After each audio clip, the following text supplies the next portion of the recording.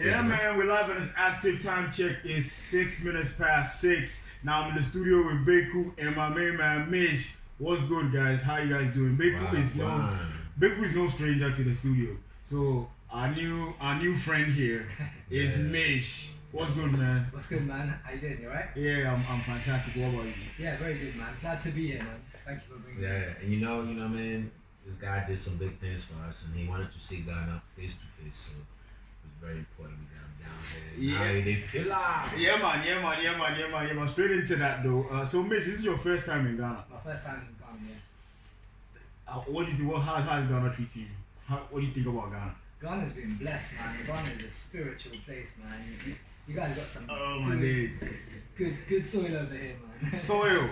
There's some good earth here, man. There's some good earth here, man. There's some good energy. It's always amazing when guys come on here and talk to me about the soil and the environment. You don't talk about the women. What do you think about Ghanaian women? Oh, what can I say, man? Or the food. Like you don't talk about the cultural things. You just talk about like. And then come and talk about their vibe and the energy. I'm always like, yo. But you more sounds. I feel like you want to get him in trouble. Oh no. Be free. He wants to talk about the spiritual aspect. You want to make you calm, line and do. Relax for maybe. When he get there, he will get it. Bet. Okay, so since this obviously this is our first conversation, so we're gonna set the tone with a couple icebreakers, For sure. and then we get straight into the conversation. Okay. So, what's your favorite midnight snack? Pizza. Only because you can't get most of the things I like in the middle of the night when I'm trying to get something. Right. Okay. So, what would you ideally want? Oh, my go-to Indian food, man. It's just I gotta take it back to where I'm from. Indian food, man. Get some nice curry, rice, naan.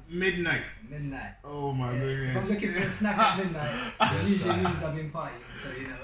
Okay. I'm hungry, man. Okay. And honorable respect to the Indian culture too, because it's very similar. Because we don't cross with it enough. Like they also like spicy food. Right. You come to talk, you tell them say, oh, this one I knew they beat. Like, you know what I mean? They also so it's a beautiful thing. Okay. I feel that. What's the first Ghanaian meal you try when you go here? I forget what it's actually called. Watch it. Yeah. Watch it. Yeah. It's like rice and beans. Yeah. Oh, did you like it? It was good, man. It was nice. Yeah. What did you get to it?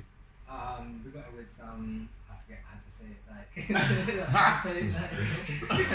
Yeah, plantain. You got one back. Oh no. You got it with some plantain. Yeah. Oh, and some spaghetti. No spaghetti. Okay, eggs. Yeah. And some. Yeah. No, I want to know. Everybody eats watch it different. So like, I just want to know how like you. Oh, I just ate it however it came. I don't know what it was, so I was just like, just going with it, man. Alright, cool. But you liked it. It was good. Yeah, it was good. Okay. Nice. It was good. Okay, if you could be immortal, what age would you choose to stop aging, and why? If I could be immortal. Yeah. At what age will you stop the aging process? And so that's enough. Yeah, it's cool. It's cool right here. I don't know. The journey's everlasting, man. as long as there's food on earth and you know all the pleasures that we enjoy today, I would live 1,000 years. Yeah. Can I answer that question? Go on, let's go. Yeah. Because in the comments of deep. No, I'm not there. Because he asked me, I'm like 60 years old because I watch my elders and I'm like, after 60 they start using pills, before 60 they don't. It's a good I'm point. gonna stay right there. Yeah, you there, watch it and sound some Greek. Yeah, is a question meaning you don't age or yeah. So it means that like you get to like you can live forever, right? So at this age. Yeah, at whatever age you choose to stop aging at. So what age? I misunderstood your question. Yeah. So that's an ill question. Alright, that's a different answer. Yeah. So what age are you gonna pick to stop growing? And Midge is spiritual, so I'm interested to hear this answer. Yeah, like that's a difficult question. Yeah. Like, based on some of my life experiences, like I think I've now absorbed a lot, and I would like to reinvest my energy into the world now. So probably about this stage where I'm at now, I just kind of. Okay. I've kind of lived enough, seen enough to have an understanding of life, and I'm starting my journey from my artistry. So the rest of the path is an unknown, and I've learned a lot up until now. So probably around my age right now. Okay. That's a good one. What's a Ghanaian phrase or word you can't get out of your mind? Charlie. We just come from the studio. We just sampled that on a little track. So Yes, sir. that is fully Stuck in your head. Yeah, for the last 3 days. But you must you don't say Charlie, what you say with my friend With the Congo, yeah. That's the dopest thing ever. Yeah. I love that. You know what I mean? When you put your slippers on, you don't even know Charlie with the Congo. Move. Right. Okay, so you're gonna go with Charlie. Charlie what? Okay, so let's go. Charlie, let's go. I bet. Okay, Mitch. Yo. First time in Ghana. Yeah. Let's take it back a little bit. First of all, is Mitch your real name? What does it mean? Is it like, or is your artistic name? It's my artistic name. Yeah, it's my artist name. M.I.J. It started when I was a little younger, just as a nickname, and then. What does it mean? It was just a record label that I started. It was called Music in Jeopardy, and it just came. Music in Jeopardy. Yeah, because we were young and we had egos, and we were like, when we come up, the music industry is going to be in trouble. So it was like Music in Jeopardy. Right. That's dope. And that was the tag for the record label, and then from that, my name just stuck, M.I.J. So, I actually had a different artist name when I came up, but there was another artist in the industry who got there just before me, so I couldn't use that one, so I had to change it. So you had to switch it up. Okay. So where are you from originally? So I'm born in London. Right. My parents are actually born in Kenya and Liverpool, so in Africa. Okay. But we're like African Indians. Okay. Yeah. Okay, that's it. Like I was saying. I just think it's amazing. Yeah, it's interesting. It's a very interesting. Like I feel like that's a very. You're a cultural melting pot. Yeah. You know what I'm saying? Yeah. I don't know. What's life like through the eyes of somebody like that? You're an African Indian who's in London. Yeah, it's interesting, man. This is why I chose music to kind of express my journey, man, and show people what I kind of feel.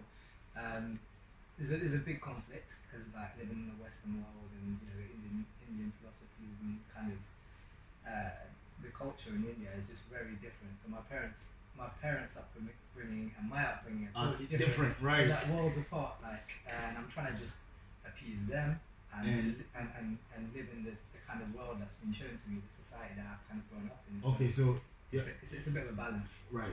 So you're trying to build like a fair balance between all the worlds. It's a lot of kind of looking at every perspective, understanding every perspective, and then figuring out which. What's the right? I'd probably say balance is a good word to kind of describe it. Right. Okay, so would you say you grew up in a musical household? Like were your parents into music, or was somebody in your family into music? Yeah, so my dad's actually a percussionist, and okay. Yeah, so interesting. Yeah, he's a percussionist. For a band. Yeah, he kind of had his own little group. It was all kind of Indian religious music, so they just go out every other day pretty much and perform.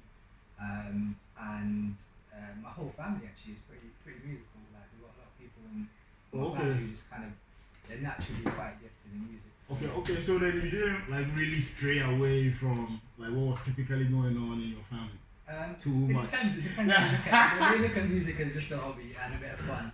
And for me, it was a bit more serious than that. As a career, it was a path that I wanted to kind of evolve my music so I can share a message and reach out to people, help people laugh, move, feel love. Like it's a blessing. So for me, it was like bigger than just a little bit of fun. Okay, so let's talk about that for a little bit. Like every creative coming up, you start doing music because you like it. You're doing it, you like it. You and your boys, you guys are doing it. It's a hobby. Yeah. But from what you were saying, you had decided to make music a career. It was like a lifetime thing. But I feel like every person has to go through a certain process to decide that it's music that I want to do for the rest of my life. Yeah. So what I'm asking you is like, what happened to you? Like, it's my journey. Yeah. What happened, and then you decided to take music personally? Yeah, for sure. So I actually started off as a writer. Okay. Originally, I loved reading as a kid. I was influenced by a lot of kind of hip hop greats, like growing up, poets, like real poets, like talking about real stuff. And the poetry that was the first part of music that I resonated with, and I love writing. So I actually started off doing a degree in English literature. So I'm a literature student, yeah. And I did 1 year. I did 1 year, and I was like, I'm not sure this is quite the route for me. As gifted as I was in it, like I couldn't. There was a part of my soul that just wasn't being satisfied, and I was writing music at the same time. And one morning, I remember I had an assignment due, and I had to choose between writing music on that day, which was kind of an inspiration that came to me, or finishing my work. And I kind of at that moment, in that 1 minute, I just decided to write the song, and I did the assignment. And the next morning, I just woke up, and I just felt like, you know, I'm following my heart, like my instincts, my gut, my soul, and it felt good. And I was like, I'm breaking away from the mold, and sometimes it's challenging, but it felt good. So I was like, all right, let's see where this goes. A couple of weeks later, I left that course and I did a music degree. I started like 2 months later in a music degree, so it was pretty. So you have a degree in music? Yeah, now I study music. Yeah, okay. So I fully studied music after that. Yeah. Okay, that's fire. And then from then on, you had totally decided that this is what I want to do. Yeah, it was my passion, it was my heart, it was my life for a long time. Okay, so that's crazy. So far you've been talking about writing, but then I know you as a producer. Sure. So when did you like make the switch from like writing your music to making beats? It was about the same time that I actually started university. So I was actually writing to try to be an artist, like a rapper. But obviously there's not a lot of Indian rappers out there. It's probably for a reason. It's probably for a reason. There's a couple. There's now. We don't have the silky voices, man. Oh my goodness. I did a couple of tracks and they did well. But really, I kind of just felt like music was my lane, because I just found myself doing more of that once I was in the studio around producers. It was really interesting, and at that time there was a whole kind of tech movement away from all kind of analog sounds into computers. And I'm quite fascinated with computers, so it just made sense for me. Like I just sit there for hours watching and program. Right. Yeah. And finally, and making beats, it was just crazy. Like, it just brought a new life to me. What software do you use to produce? Logic. Yeah. Okay. So and that's where you record as well. Yeah, Logic as well. Yeah. Okay. I use Fruity Loops and Machine. Okay. Yeah, and then I record in my Pro Tools. Yeah, but I've not actually never used Logic before. So I guess maybe finally somebody can teach me. I can teach you, man. No worries, man. No worries. Honorable mention. Your beats still sound good though. Honorable mention. Right. Okay, so M.I.J, so producing while you're in uni to now you have a record with The Game. Yeah. Beku. Yeah. Camido. Yeah. And Psych-E from Nigeria, right? Lagos, yeah. How did we get here? You know, like how did exactly. So okay, so that's what I want to know. So how long did it take you to get here? Yeah, sure. And then let's talk about your experience in the game as a producer and how you network to get to where you are right now. I think my journey was kind of defined by London. A lot of the music I was hearing. Okay. And I was learning how to produce. There's a lot of talent in London. There's a lot of talented producers out there, and they're always stretching styles, trying different things. And I always found myself behind the curve on keeping up with what's the latest trend of music, because I grew up on hip hop, and then growing up in London, there wasn't really much hip hop anyway. Like America, and that's about it. So I was kind of found myself chasing the style for a long time, and for a good 10 years, I didn't really feel like I was making any progress. I had kind of a couple of tracks on radio, I had a track on television, but I wasn't really getting the 10-year traction I thought I was going to get. And I went through, what every single producer that's probably listening today, as you might have gone through yourself as well. At times I was questioning it. I was like, is this really my path? I'm not sure. I had to kind of just reevaluate, take some space. And actually that's what COVID done for me. Like for a lot of people, COVID was a hard time. But for me, it gave me space to think and stop chasing a lifestyle, and I just had time to go in the studio and have fun again.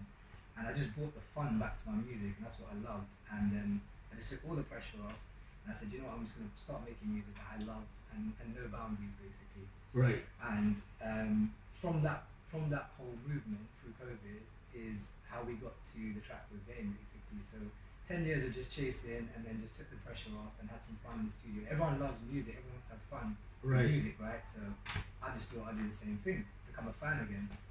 And that was the kind of the rebirth of M.I.J. Okay. Yeah. Okay, so let's talk about this song with The Game, Top Shutter. Top Shutter. Right. where is the like when I listen to the song, right? I can't tell where it starts from. You know, like you made obviously you made the beat, right? Did you send it to Beku first, or you send it like how did you put the song together? Yeah. So at the time, I was working with an artist from Lagos, Psyche. Right. And we wrote a track together called Moondogs, and it was doing quite well in London. And I started working with him probably start of lockdown, and then I wrote a second beat and I sent it to him. I said, do me a favour, like we've got a bit of success on this song. Do you mind jumping on this song and doing me a kind of a verse and a hook, see if you like it. I sent it to him and he loved it and he put something down. And then when I heard what he put down, it inspired me to change the beat. So I entirely changed the whole thing. Like I kind of took his sound, he's got kind of silk and grit, like, and I kind of wanted to bring that in the energy into the beat as well, that silk and grit. So I rewrote the whole beat, and then I was listening back and I was like, you know what, this beat has something. You know, sometimes as a producer, you make a lot of beats. Yeah. So you always wait for the morning after and you think, you know what? Yeah, was I tripping yesterday? Or like, I feel you. So like, I woke up the morning after and I loved it. Like I loved it, and that happened for a few mornings in a row. And then I thought, alright, there's something here now in this track.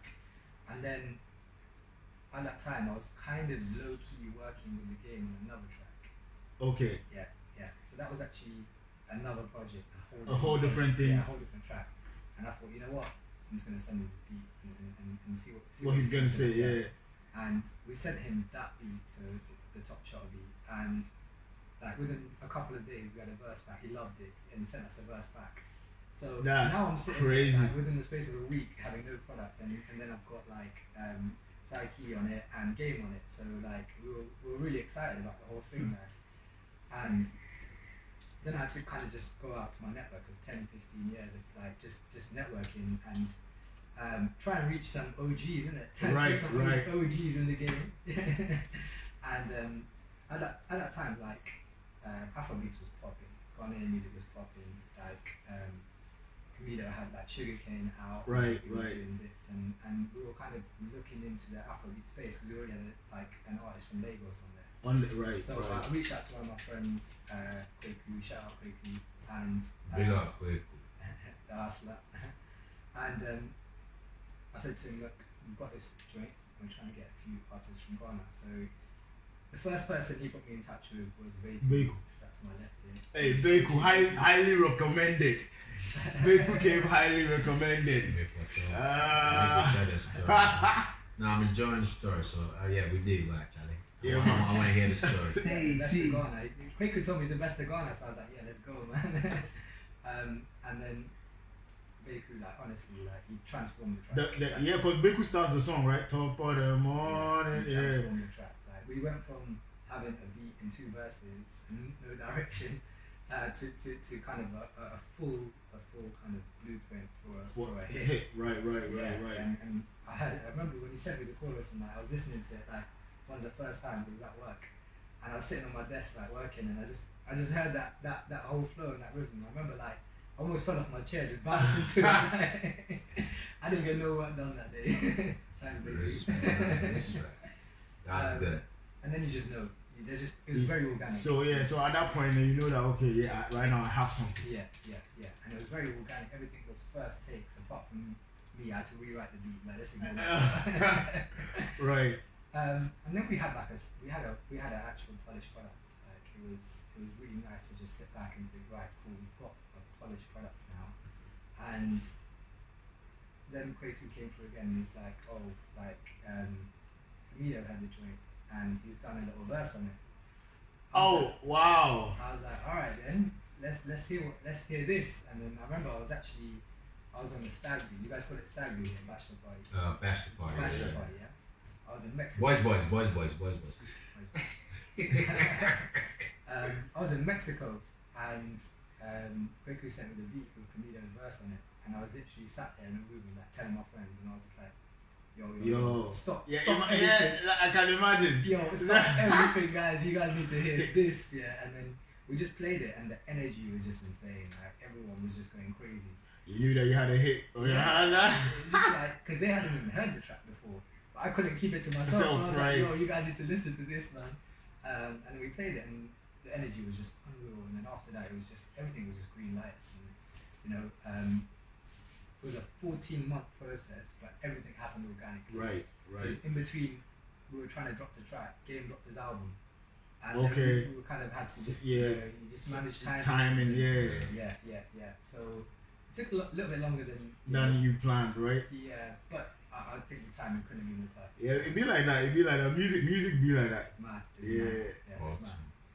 Yeah, man. But I listening to the story, I feel like you said, everything was organic, and you guys actually managed to come out with something that was pretty dope. You know, like I was saying, the first time I heard the song, I was like, "What's going on here?" Like when you see the track list, it's like, bro, the game. Okay, hate it. Cause me when I see the then game, you put down for side. then I'm like, Camido, yeah. You know that. Then you put down for side. You say, then Beku too. Hey. So what kind of money my dad? Yeah. So I'm like, what is going on here? You know. Then I play the song too, and then the song is not. When the beat starts, this is not what I thought the game was going to be wrapping up. You know what I'm saying? So it's like, wow, the whole thing is like a surprise. Yeah. You know what and I'm saying? Just for me, for an honorable mention, I do got to give a big shout out to M.I.J because he had this vision. Sometimes when we in our spots, you know what I mean, we can't see. He had this vision. He could see. He combined the Dr. Dre whistles with the Afro beats, and sometimes you know what I mean. We have to experiment a little bit. So that's just a big up to my brother. Anyway, yeah, like you know, like from listening to the story, right? I actually appreciate, I appreciate the record even more. Yeah. You know, seeing as to how you even, so it was probably something else, and you changed the instrumental. Yeah. You know, like leading up to this, I think that was pretty dope. You did good. Thank you, appreciate You know what I'm saying? So but now that we're here, what's next? You know what I'm saying? Is this like? Is this leading us into, is there an EP coming through, is there an album coming through, what's next? Yeah, so this is actually the first track off an album. Fantastic. The album is titled The Game Don't Change. The Game Don't Change. Yeah. Yo. The Game Don't Change, inspired by Top Shotter. Right. Kind of the concept for that track was always going to be like, you know, being the best at your grind, whatever you do. It's a hustler's anthem. And the whole EP is going to reflect similar that. to Okay. Yeah. Okay. So is this something that's in the works already, or you're taking the journey bit by bit? It's in the works. Okay. So are we looking at dropping it some this year? Definitely. Okay. Yeah. Okay. Then definitely we need to stay in touch. For sure. Yeah, man. So that when when it comes to you send it through. Yeah. We see that we see if we can talk again. Yeah. Why not, man? I'm happy to come in. Yeah, man, that's dope. So now the mega question. Everybody's gonna look at that track list and be like, are we gonna see them together? Together. Yes. I'll leave you with a bit of a cliffhanger on that one. We can't give everything away right now, but yeah, there is a plan. Okay. Yeah. Okay, definitely. Yeah. Stars need to align, but there is a plan. But the stars are aligned so far, so. Fine. I'm definitely looking forward to that, and I'm looking forward to hearing the other records that you come up with. So are all the records gonna be are you gonna work with different African acts, or like at this point in time you have like focusing on Ghana and maybe London? No, that's the plan. Like just around Africa. There's gonna be different artists from across Africa. Yeah. Okay. Hey, mommy and poppy from Kenya. But they be Indian. Yes, yeah. So right now we go check out masala shit and make it. You understand? Okay. Mitch, I don't want to take too much of your time because you're supposed to move into the airport in a bit. Yeah. But what I would like to know though is for you right now, what is what's like your definition for success right now at this point in your journey? Creating a new sound. Yeah, definitely creating a new sound, like something that I can stand by, put my name on, that's M.I.J. That you created sound, this. yeah. Okay. Yeah, I like to push boundaries and experiment, and if I can do that and make people like it and love it and dance to it and feel good to it, that's my definition of success right now. Okay, so how would you describe your sound right now? How would you what word would you use to describe your sound? Crazy. And your more sounds before I can, just to give an honorable mention to my brother. One of the reasons I love this brother so much is because everything me and you, we talk all the time. We're trying to expose ourselves, go to the world. He's exposed myself to a whole new culture, that I didn't know was so similar to us. Right. And I think he's an ambassador for a new whole wave of, you know what I mean, us coming together, man. Like we just similar human beings. And this brother brought this little Indian London gang. I don't want to say gangs, I'm sorry. Not a humble culture, you know what I mean. But we resonate, and you know what I mean. I just want to give this brother props, and love. You know what I mean. Showing Ghana and loving what we do, just like when we go over there, we show love, man. Like we need more of this, man. And, shout out to M.I.J, man. We doing big things here. No, thank you, man. Shout out to the crowd as well, man. You guys are showing me nothing but love, man. Right. So when are you coming back? When are you coming back? Yes. When are you having me back? Next week. Tomorrow. Probably in a couple of months I'll be back. In a couple of months, yeah. I've got a little bit of a tour at the moment. I'm gonna head to Kenya next, so got kind of a few things planned. Planned out. Yeah. So maybe like the summertime. Yeah. Okay. Yeah. Hopefully before. Okay. Sounds good, man. Definitely, I wish you the best of luck, man. Like I said, I'm looking forward to the album. What about the project? Because I don't know whether it's an album or an EP or a mixtape, but I'm looking forward to the whole body of work so that I can even understand more, like what your sound, you know, is the crazy sound that you speak of. You know what I'm saying? Yeah, man. And I'll be checking you out. I'm looking out for you on Instagram, all that. You know, so M.I.J.music on Instagram. Hit me up. M.I.J.music. Yeah, M.I.J.music on Instagram. And over most socials, so you guys can find me. Go check out Top Shot. It's available. There's a video on YouTube as well. Top Shot M.I.J. Make sure you guys check it out. Right, fire. Before we go, I want you to you spoke about this song Moondogs. Yeah, so I want DJ Perry to play that. So I want you to introduce the song and then DJ Perry plays it. So let's go. This is Moondogs by Psyche, produced by your boy M.I.J and Killer Kez. Like this beat's a bit of a collab as well, so shout out to the other producer on this. But this is Moondogs by Psyche. Okay, one star, let's get it.